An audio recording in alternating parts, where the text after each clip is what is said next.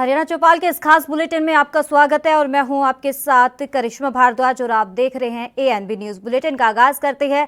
हरियाणा में पुस्तक लोकार्पण समारोह का आयोजन किया गया है। आपको बता दें कि इस कार्यक्रम में मुख्य अतिथि के रूप में मुख्यमंत्री मनोहर लाल खट्टर ने हिस्सा लिया है और इस दौरान सीएम मनोहर लाल ने आईएएस अधिकारी धीरा खंडेलवाल की किताबों का विमोचन भी किया और सीएम मनोहर लाल ने साहित्य को लेकर अपने विचार वहां बैठे तमाम लेखकों के साथ साझा किए और ये कहा कि साहित्य समाज का दर्पण है और हम कविताएं और साहित्य को प्रमोट करने के लिए भी बढ़ावा देने के लिए लगे हुए हैं। तो वहीं इस दौरान सीएम मनोहर लाल ने सभी के सामने अपनी लिखी एक कविता भी सुनाई जिस पर लोगों ने जमकर तालियां बजाई। आपको बता दें कि हरियाणा में हरियाणा की संस्कृति को लोगों तक पहुंचाने के लिए अलग अलग तरह के कार्यक्रम किए जा रहे हैं और उन्हीं में से एक आज पुस्तक लोकार्पण कार्यक्रम किया गया जिसमें हरियाणा की संस्कृति पर विशेष तौर पर जोर दिया गया। सीएम मनोहर लाल ने इस दौरान कई लेखकों को सम्मानित भी किया।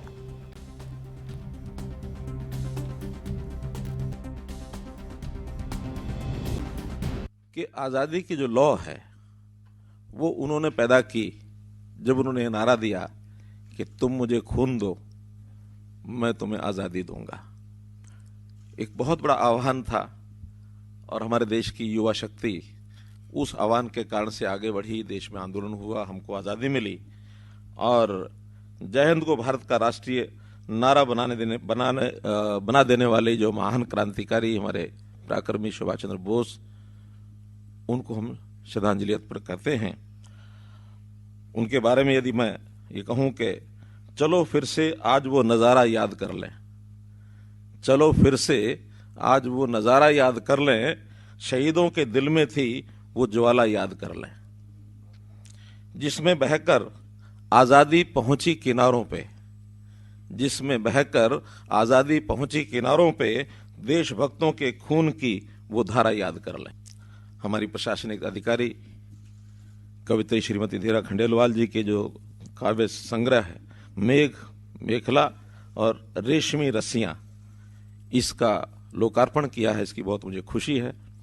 पुस्तकें मैं मात्र उसको देख ही पाया हूँ, इतना समय तो नहीं होता कि थोड़े समय उसको पढ़ लिया जाए, लेकिन वो कविताएं पढ़ने के बाद एक भाव, एक मन में विचार जरूर आया कि एक कविता का लेखन और पठन ये किसी भी कवि या कवित्री का एक गॉड गिफ्ट।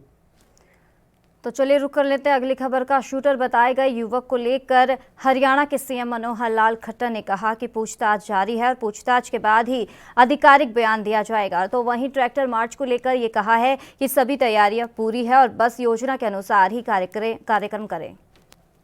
देखिए, अभी चूंकि पुलिस पूछताछ कर रही है और जब तक पूछताछ पूरी नहीं होती है उस समय तक कुछ भी कहना उचित नहीं है। जब पूछताछ पूरी हो जाएगी उसके बाद उसका आधिकारिक बयान आप लोगों को दिया जाएगा। मुख्यमंत्री जी, हरियाणा से काफी ट्रैक्टर जा रहे हैं सिंघू बॉर्डर की तरफ, कुछ सुरक्षा व्यवस्था को लेकर निर्देश जारी किए गए हैं क्या? देखिए, जिस प्रकार की व्यवस्थाएं, सामान्य व्यवस्थाएं होती हैं, सब सुरक्षा व्यवस्था में कोई कमी नहीं है, किसी प्रकार की कोई कठिनाई नहीं आएगी। अपने अपने कार्यक्रम सभी जो गणतंत्र दिवस के हैं अपने अपने स्थानों पर सब करेंगे, जो योजना उसके हिसाब से करेंगे। योजना से बाहर जाकर के किसी को कार्यक्रम करने की। तो वहीं नेताजी सुभाष चंद्र बोस की आज 125वीं जयंती है और हरियाणा के मुख्यमंत्री मनोहर लाल खट्टर ने नेताजी के पराक्रम को याद करते हुए नमन किया है। उन्होंने अपने ट्विटर हैंडल पर लिखा है कि पराक्रम दिवस के रूप में मनाई जा रही स्वतंत्रता संग्राम के महानायक नेताजी सुभाष चंद्र बोस जी की जयंती पर नमन। सुभाष चंद्र बोस जी ने तुम मुझे खून दो मैं तुम्हें आज़ादी दूंगा जैसे प्रेरक नारों के माध्यम से लोगों में देशभक्ति का संचार कर अंग्रेजी शासन की नींव हिला दी थी। बता दें आपको कि केंद्र सरकार ने देश के प्रति नेताजी सुभाष चंद्र बोस की अदम्य भावना और निस्वार्थ सेवा का सम्मान करने और उन्हें याद करने के लिए सरकार ने देश की जनता, विशेषकर युवाओं को प्रेरणा देने के लिए हर साल 23 जनवरी को पराक्रम दिवस के रूप में मनाने का ये फैसला किया। आपको बता दें कि वही टीएमसी इस दिन को देशनायक दिवस के रूप में मना रही है।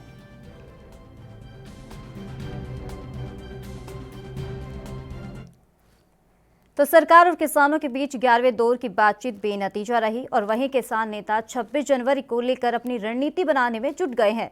और 26 जनवरी को गणतंत्र दिवस है। किसानों ने इस दिन ट्रैक्टर रैली का ऐलान कर रखा है। और आपको बता दें कि वहीं अब भारतीय किसान यूनियन के हरियाणा अध्यक्ष गुरनाम सिंह चड़ूनी ने एक वीडियो जारी कर अपील की है कि उन्होंने कहा है कि हरियाणा में 26 जनवरी वाले दिन झंडा फहराने वाले किसी भी नेता का विरोध नहीं किया जाना चाहिए। नमस्कार साथियों, 26 जनवरी बहुत नज़दीक आ गई है। मैं आपको संदेश देना चाहता हूं क्योंकि कई जगह से फ़ोन आ रहे हैं, लोगों में थोड़ा कन्फ्यूज़न है कि 26 जनवरी को कई जगह का प्रोग्राम नेता लोग कर रहे हैं। सर जो मंत्री हैं वो लोग कई जगह झंडा फहरा रहे हैं। तो मैं बेनती करना चाहूँगा कि 26 जनवरी पे किसी मंत्री का, किसी राजनेता का विरोध हरियाणा में नहीं करना है, क्योंकि ये राष्ट्रीय त्यौहार है और इसके विरोध से कई जगह कोई गलत मैसेज जा सकता है। इसलिए मैं अनुरोध करना चाहूँगा कि हरियाणा में कहीं भी अगर कहीं कोई मंत्री या कोई राजनेता झंडा फहराने के लिए आता है तो उसका हमने विरोध नहीं करना है। अगर वैसे कोई कार्यक्रम करने के लिए कहीं गांव में या कहीं रैलियां करते हैं, केवल उसका विरोध करना है। और जो 26 जनवरी है, मैं फिर एक बार बेनती करूंगा, हमारा कोई भाई किसी भी ज़िले में, किसी भी ब्लॉक में, किसी भी राजनेता का 26 जनवरी पे झंडा फहराने पे कोई भाई विरोध ना करे। तो वहीं हरियाणा के पूर्व मुख्यमंत्री भूपेंद्र सिंह हुड्डा ने किसान आंदोलन को लेकर राज्य सरकार पर फिर निशाना साधा है। उन्होंने कहा है कि बीजेपी जेजेपी सरकार को किसानों की कोई चिंता नहीं है। हरियाणा सरकार आंदोलन के दौरान मारे गए किसानों के परिवारों को पंजाब की तरह आर्थिक मदद और परिवार के एक सदस्य को नौकरी दे। इस सरकार ने ऐसा नहीं किया तो कांग्रेस के सत्ताओं में आने पर ऐसे किसानों के परिवारों के एक सदस्य को नौकरी दी जाएगी। और वहीं भूपेंद्र सिंह हुड्डा ने रोहतक स्थित अपने आवास पर पत्रकारों से बातचीत कर रहे थे। और आपको बता दें कि पूर्व मुख्यमंत्री हुड्डा ने कहा कि 59 दिन से किसान आंदोलन कर रहे हैं, लेकिन सरकार इसको लेकर गंभीर नहीं है। सरकार से शुक्रवार को किसान संगठनों से वार्ता में समाधान की उम्मीद थी, लेकिन यह वार्ता भी बेनतीजा साबित हुई।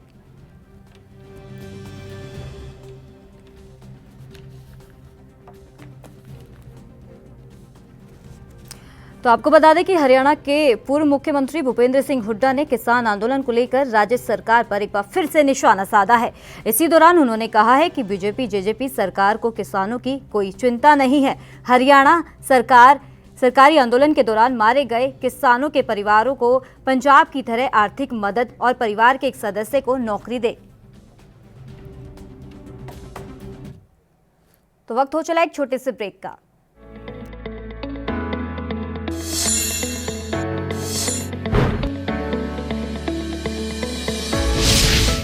क्या आप दुबले पतले कमजोर हैं? आपकी सेहत नहीं बनती, भूख कम लगती है, वजन नहीं बढ़ता। दरअसल मेन बात खाना पीना खाना नहीं है, मेन बात है खाया पिया लगना। और अगर खाया पिया लगेगा ही नहीं तो सेहत बनेगी कैसे? इसलिए हमारी संस्था सन्यासी आयुर्वेदा ने एक ऐसी दवा बनाई है जो कि आपके पाचन तंत्र को, आपके लीवर सिस्टम को ठीक करने का काम करती है, ताकि आप जो भी खाएं उसका पूरे का पूरा निचोड़ आपके शरीर को लगे, आपकी भूख बढ़े, खाया पिया सही से लगे, नया खून बने, हड्डियों में जान आए, वजन बढ़े, ताकत बढ़े, चेहरे पर नूर आए और आप मोटे तगड़े खूबसूरत पर्सनैलिटी के मालिक बन जाएं। यह दवा पूरी तरह से आयुर्वेदिक होती है। इसका शरीर पर कोई भी साइड इफेक्ट, कोई भी नुकसान या दुष्प्रभाव नहीं होता।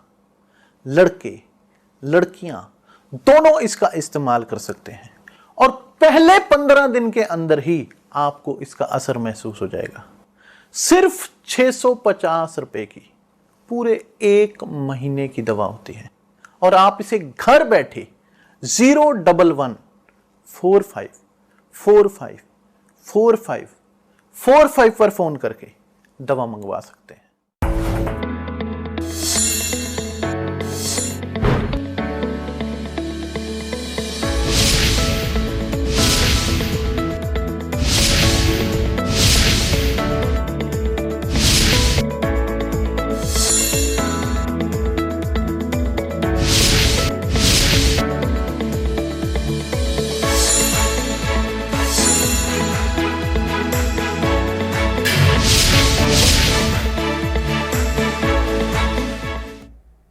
ब्रेक के बाद आपका एक बार फिर से स्वागत है। चलिए रुख कर लेते हैं अगली खबर का। हरियाणा कांग्रेस अध्यक्ष कुमारी शैलजा का आज हिसार के रामायण टोल प्लाजा पर पहुंची। आपको बता दें कि कृषि विरोधी काले कानूनों के खिलाफ आंदोलन कर रहे किसानों को अपना समर्थन दिया है। शैलजा ने कहा है कि देश और प्रदेश के आम नागरिकों के मन में बीजेपी सरकार की सारी सच्चाई साफ हो चुकी है।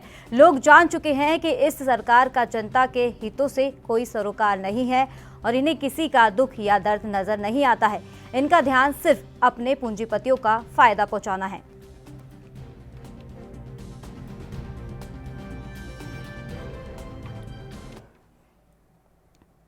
तो वहीं बीजेपी के प्रदेश प्रभारी विनोद तावड़े की जेजेपी के नेता और उप मुख्यमंत्री दुष्यंत चौटाला से लंबी मंत्रणा के बाद हरियाणा की सियासत गर्मा गई है। दरअसल आपको बता दें कि 3 दिन के हरियाणा प्रवास पर रहे बीजेपी प्रभारी ने दुष्यंत चौटाला के साथ करीब 2.5 घंटे तक मंत्रणा की और इस मुलाकात ने नई राजनीति चर्चाओं को जन्म दे दिया है।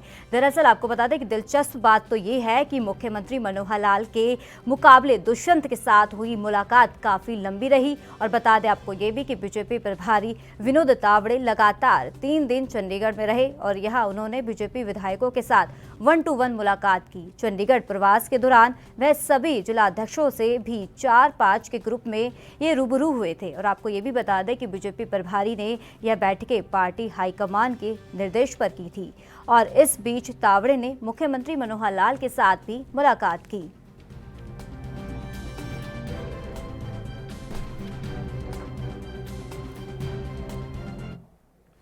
तो वहीं हरियाणा इस बार भी बजट जन सुझावों पर आधारित होगा और ये लगातार दूसरा मौका होगा जब जन सुझावों पर राज्य का ये बजट पेश किया जाएगा। आपको बता दें कि हरियाणा के मुख्यमंत्री मनोहर लाल ने राज्य में वित्तीय वर्ष 2021-2022 के बजट के लिए विधायकों से लिखित सुझाव मांगे हैं। और वैसे पिछली बार की तरह इस बार विधायकों उद्यमियों के साथ प्री बजट बैठक नहीं होगी। और आपको बता दें कि राज्य में वित्त मंत्री का कार्यभार भी देख रहे मुख्यमंत्री मनोहर लाल ने पत्र लिखकर सभी विधायकों से 10 फरवरी तक लिखित सुझाव भेजने का आग्रह किया है। मुख्यमंत्री मनोहर लाल ने बतौर वित्त मंत्री गत वर्ष अपने पहले बजट के लिए न सिर्फ गुरुग्राम, फरीदाबाद, पंचकुला में प्री बजट बैठक आयोजित कर उद्यमियों, व्यापारियों समेत विधायकों के सुझाव लिए थे और बल्कि बजट में करीब 200 सुझाव शामिल कर बजट को जन बजट बना दिया था। और मुख्यमंत्री ने बताया है कि पिछले साल उन्हें प्री बजट बैठकों में जो 200 सुझाव मिले थे उनमें से 71 का ये कार्यान्वयन हो चुका है और 86 प्रस्तावों पर काम चल रहा है। मुख्यमंत्री मनोहर लाल ने गत वर्ष जब वित्तीय वर्ष 2020 से 2021 के लिए बजट पेश किया था तो बाकायदा विधायकों के नाम लेकर यह बताया था कि बजट में यह मद इन विधायक के सुझाव पर शामिल किया जा रहा है। और इसमें विपक्ष खासतौर पर कांग्रेस के कई विधायकों के सुझाव मुख्यमंत्री ने बजट में शामिल किए थे।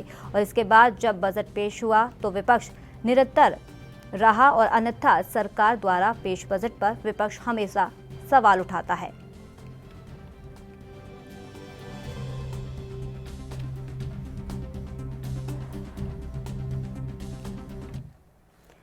तो वहीं हरियाणा के चरखी दादरी में बारला केरी मेला गांव के हिंदोखला धाम पर पूर्व मंत्री किरण चौधरी धरने पर बैठी। आपको बता दें यहां केंद्र सरकार पर निशाना साधते हुए किरण चौधरी ने कहा कि देश की अर्थव्यवस्था किसान और कृषि पर टिकी है, लेकिन पहली बार देखने को मिल रहा है कि किसान को कमजोर कर पूंजीपतियों को ज्यादा शक्तिशाली ये बनाया जा रहा है। पत्रकारों से बातचीत करते हुए किरण चौधरी ने कहा कि बीजेपी SYL का राग अलाप रही है और आज SYL के नाम पर जनता को बरगलाने में जुटी बीजेपी जनता को बताए कि इस मुद्दे पर आज तक PM ने मिलने नहीं बुलाया है और ना ही विधानसभा में इस पर पिछले 6 वर्ष से कभी चर्चा हुई। किसान को, आम जन को, मजदूर को, व्यापारी को, जो छोटा व्यापारी है उसको बर्बाद करो, वो इस सरकार की मंशा है, वो सामने है। और उसके बावजूद जो है इनके जो है फर्क नहीं पड़ रहा। तो आप समझ सकते हैं आने वाला समय इनको बता देगा। एक SYL का मुद्दा बार बार उठा रहे हैं सर, ये किसान मांगों के साथ SYL का मुद्दा उठाना चाहिए। मैंने पहले ही कहा SYL का मुद्दा जब राजनीति करनी होती है जब उठता है। आज उपवास कर रहे हैं, SYL की कोई यात्रा निकाल रहा है, कोई कुछ कर रहा है। मैं पूछना चाहता वक्त हो चला एक छोटे से ब्रेक का।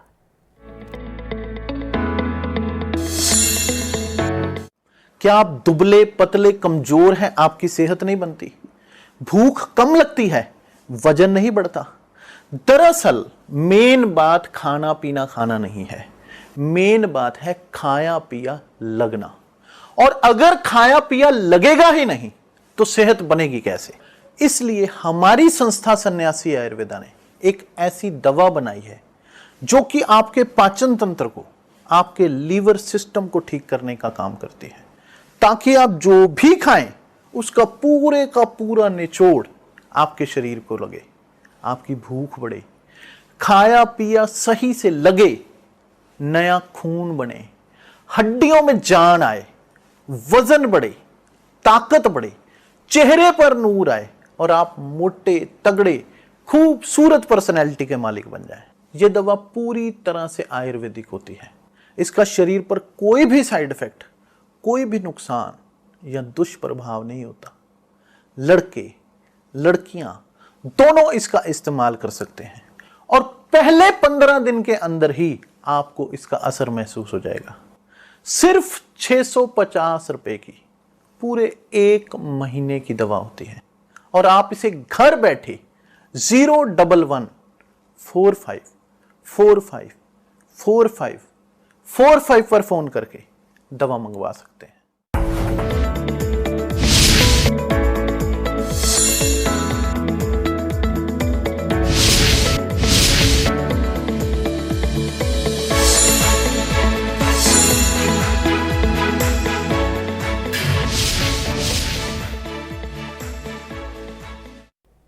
ब्रेक के बाद आपका एक बार फिर से स्वागत है। चलिए रुख कर लेते हैं अगली खबर का। किसान आंदोलन में शामिल 4 किसानों की हत्या की बात कहने वाला संदिग्ध ये शख्स योगेश एक बार फिर अपने बयान से पलट गया है। दरअसल उसका कहना यह है कि उसने किसान आंदोलन में प्रदर्शन कर रहे लोगों के दबाव में हत्या की बात कही थी। योगेश का ये कहना है कि उसे कुछ लोगों ने कैंप में ले जाकर मारा है और साथ ही योगेश ने यह बताया है कि वह हरियाणा के सोनीपत का रहने वाला है। उनसे ये कहा गया है कि उसकी आंख पर जो चोट का निशान है वो भी उन लोगों को की ही देन है। योगेश ने दावा किया है कि मुझसे ये कहा गया है कि 10 लड़के और राजधानी दिल्ली आएंगे। एक लड़का अभी किसानों की ये कस्टडी में है और जो यूपी का रहने वाला है। योगेश ने अपने बयान को लेकर सफाई देते हुए कहा कि मेरे ऊपर कोई दबाव नहीं है, किसी पुलिस वाले ने कुछ नहीं कहा है और मेरे ऊपर दबाव किसानों का था। योगेश ने यह भी दावा किया है कि उन लोगों ने लड़के को पाइप से मारा था और वो अधमरा ये हालत में ट्रॉली से पड़ा हुआ था।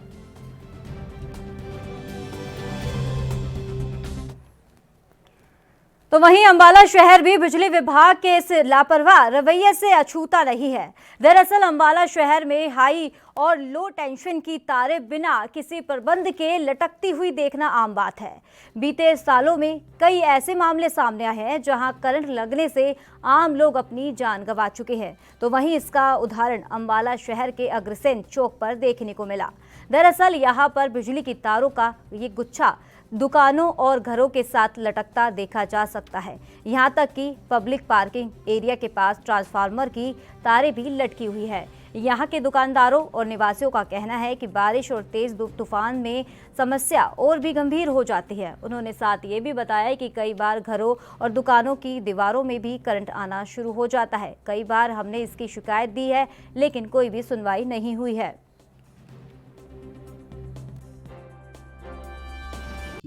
मेरा नाम विकी है, मेरी गारमेंट्स की शॉप है और हाई टेंशन तारें मेरी बिल्कुल दीवार के बिल्कुल साथ जा रही हैं और यहाँ तक कि बिल्कुल ओपन पड़ी हैं, उन पर टेप तक नहीं लगी हुई।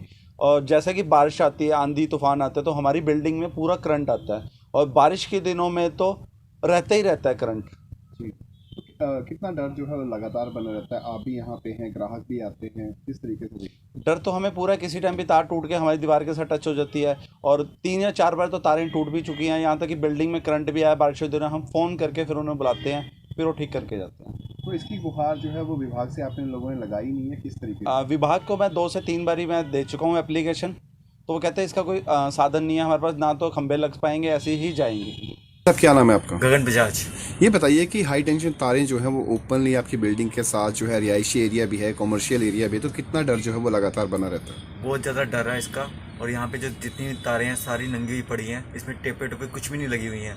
इसमें गवर्नमेंट ने अभी तक कुछ भी नहीं किया है। तारे इसमें यहाँ पे खंबे सही तरीके से लगाए जाए और यहाँ पे तारों को सिर्फ सेट किया जाए। गवर्नमेंट से, यहाँ से, सरकार में से कोई भी बंदा अभी तक नहीं आया। ये बताइए कि बारिश और तूफान के दिन जब आंधी तूफान आते हैं तो उस समय हालात जो है और भी बदतर हो जाते हैं, चिंगारियाँ आती हैं, स्पार्किंग होती है, करंट जो है वो ग्राउंड में भी आ जाता है, तो उसको लेकर क्या कुछ सावधानियाँ जो है वो आप लोग? तो वहीं हरियाणा के नारनौल में राज्य सरकार ने साल 2021 के लिए कलेक्टर रेट निर्धारित करने के दिशा में नई पहल की है। आपको बता दें कि अब कोई भी नागरिक ऑनलाइन आपत्तियां और सुझाव दे सकता है और साथ ही आपत्तियां और सुझाव की अंतिम तिथि 15 जनवरी से बढ़ाकर 31 जनवरी कर दी गई है। और ये जानकारी उपायुक्त अजय कुमार ने मीडिया सेंटर में आयोजित प्रेस कॉन्फ्रेंस में पत्रकारों को दी है। कमेटी ने तर्कसंगत करके जिले का कलेक्टर रेट का ड्राफ्ट जिला महेंद्रगढ़ की आधिकारिक वेबसाइट पर अपलोड किया है। और आपको बता दें कि मुख्यमंत्री के निर्देश पर पूरे प्रदेश में इसी तरह की व्यवस्था की गई है। सरकार का मकसद है कि कलेक्टर रेट के बारे में आम नागरिक को बताना और उनसे दावे आपत्तियां दर्ज करवाना है और इस पर दावे और आपत्तियां दर्ज करवाने का काम और आसान कर दिया गया है।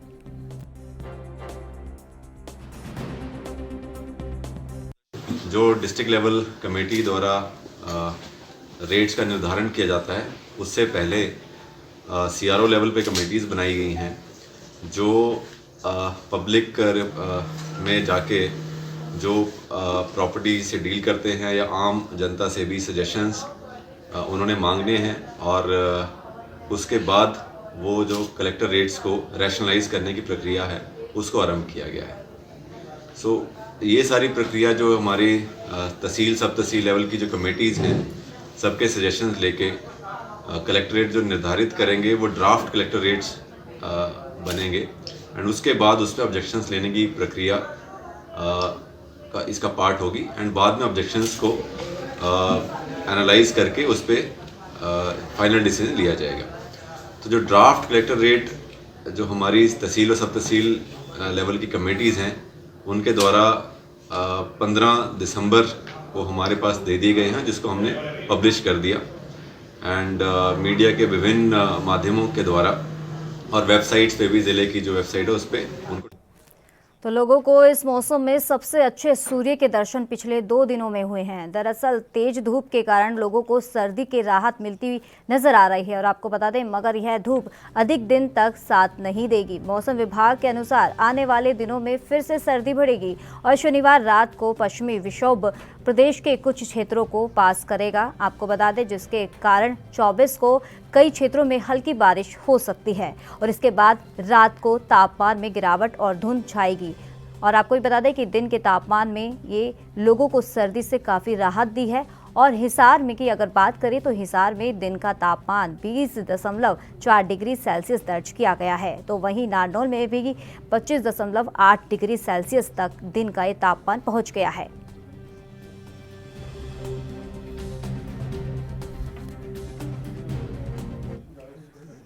तो कोरोना से बचाव के लिए वैक्सीनेशन कराने में जिला यमुनानगर तीसरे स्थान पर है और वीडियो कॉन्फ्रेंसिंग के दौरान ये डाटा जारी किया गया है। आपको बता दें कि लाभार्थियों में से 36% का ये टीकाकरण हो चुका है और वहीं जिले में 762 कर्मियों का ये पोर्टल पर पंजीकरण किया गया था। Civil surgeon doctor Vijay Dahiya ने ये बताया है कि सभी सरकारी और निजी स्वास्थ्य संस्थानों के साथ साथ विद्यार्थियों का ये डाटा भी कोविन पोर्टल पर चढ़ाया जा रहा है और उनको भी ये वैक्सीन लगातार लगाई जा रही है। और आपको बता दें कि अभी तक जिले में 2936 कर्मियों को यह टीकाकरण हो चुका है। शुक्रवार को 510 कर्मियों का ये टीकाकरण हुआ है। तो वहीं 25 जनवरी को कोविड-19 टीकाकरण मनाया जाएगा, जिसमें पूरे प्रदेश में 30,000 कर्मियों के टीकाकरण का लक्ष्य रखा गया है और 10 केंद्रों पर टीकाकरण हुआ।